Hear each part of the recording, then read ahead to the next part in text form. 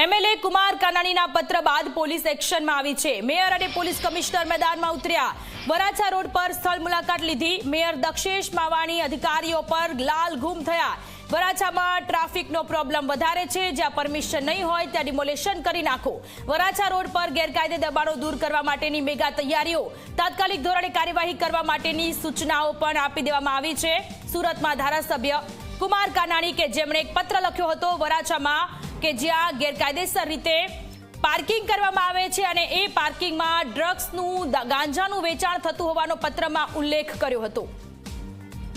સંવાદદાતા ચેતન ફોનલાઈન પર જોડાયેલા છે। ચેતન, કુમાર કાનાણીએ લખેલા પત્રની અસર અત્યારે થયેલી જોવા મળી રહી છે। ડિમોલેશન કરવાની કામગીરી શરૂ કરવા માટેના આદેશો મેયર અને પોલીસ કમિશનર દ્વારા આપી દેવામાં આવ્યા છે। વધુ વિગતો?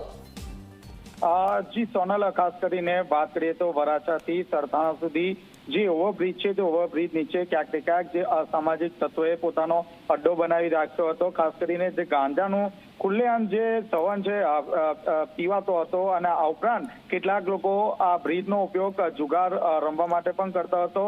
સ્થાનિક લોકોએ ધારાસભ્ય કુમાર કાનાણીના અંગે ફરિયાદ કરી હતી। કુમાર કાનાણી દ્વારા જે એક લેખિત જે ફરિયાદ છે તે મ્યુનિસિપલ કમિશનરને કરવામાં આવી હતી। ત્યારબાદ આજે મેયર, પોલીસ કમિશનર સહિતના જે અધિકારીઓ છે તે આજે ઘટનાસ્થળ પર પહોંચ્યા હતા। ખાસ કરીને જે પણ ગેરકાયદેસર જે દબાણો છે તે દબાણો દૂર કરવાની કામગીરી હાથ ધરવામાં આવી હતી। મેયર દક્ષેશ માવાણી દ્વારા ખાસ કરીને અધિકારીઓ પર લાલધૂમ થયા હતા અને તેમને ખાસ કરીને કહ્યું હતું કે જ્યાં પણ ટ્રાફિકના અડચણરૂપ હોય તેવા તમામ જે ગેરકાયદેસર જે દબાણો છે તે દૂર કરવામાં આવે। આ ઉપરાંત જ્યાં પણ પરમિશન ના લીધી હોય તેવી તમામ જે જગ્યાઓ છે તેનું તાત્કાલિક ધોરણે ડિમોલિશન કરવાની જે વાત છે તે વાત અહીં કરવામાં આવી છે। ખાસ કરીને 2 દિવસ પહેલા જ જે રીતે આ પત્ર લખવામાં આવ્યો હતો ત્યારબાદ સમગ્ર જે તંત્ર છે તે હાલ દોડતું થયું છે।